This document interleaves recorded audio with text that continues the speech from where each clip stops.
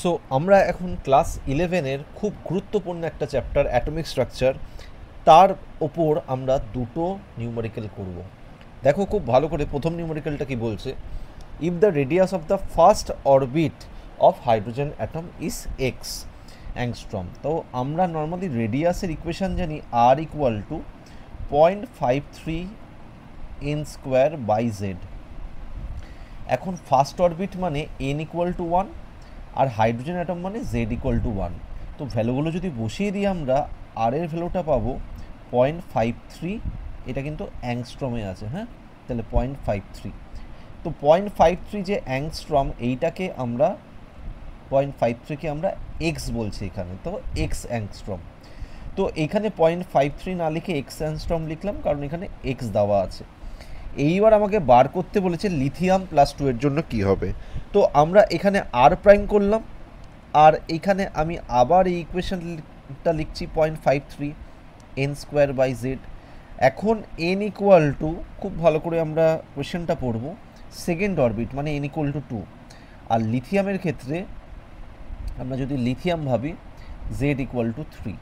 তো ভ্যালুগুলো যদি বসিয়ে দিই, 0.53 এন স্কোয়ার মানে 2 স্কোয়ার মানে 4, আর এখানে 3, তাহলে এখানে 0.53 জায়গায় আমি এক্স লিখব, তাহলে 4x/3 অ্যাংস্ট্রম। তো কারেক্ট অ্যান্সার আমরা এখানে দেখতে পাচ্ছি অপশান বি। তো ফার্স্ট কোয়েশ্চেনটা আশা করি বুঝতে কোনো অসুবিধা নেই। আমরা এবার সেকেন্ড কোয়েশ্চেনে যাচ্ছি। সেকেন্ড কোয়েশ্চেনটা কী বলছে দেখো, maximum wavelength in the Lyman series. তার মানে আমরা বুঝতে পারছি রিডবার্গ ইকুয়েশন থেকে কোয়েশ্চেনটা এসছে। এইবার লাইমন সিরিজ মানেই n1 ইকুয়াল টু 1, এটা ফিক্সড, কিন্তু n2টা এখানে বলেনি, বাট আমাদের একটা হিন্ট দেওয়া আছে, ওই হিন্টের মাধ্যমে আমরা এটা বুঝবো।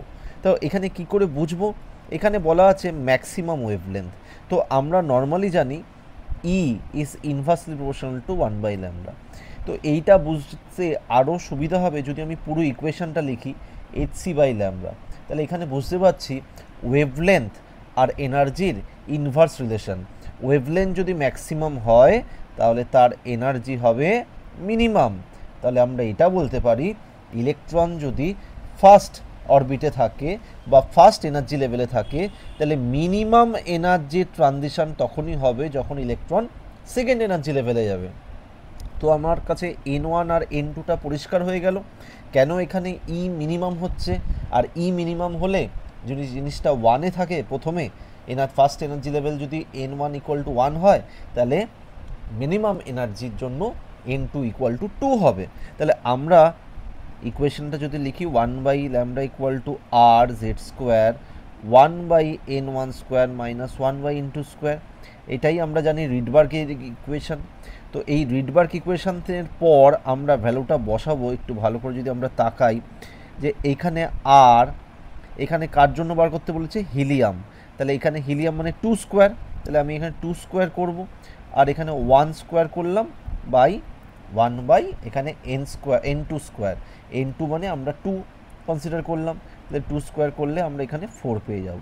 তাহলে এইখান থেকে আমাদের দাঁড়াচ্ছে 2 স্কোয়ার মানে 4, 1 মাইনাস 1/4।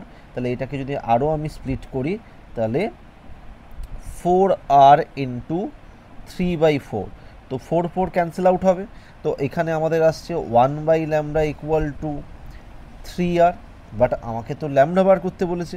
এখানে তাড়াহুড়ো করলেই ভুল হবে, তাহলে আমাকে কী বার করতে বলেছে, ওয়েভলেন্থ।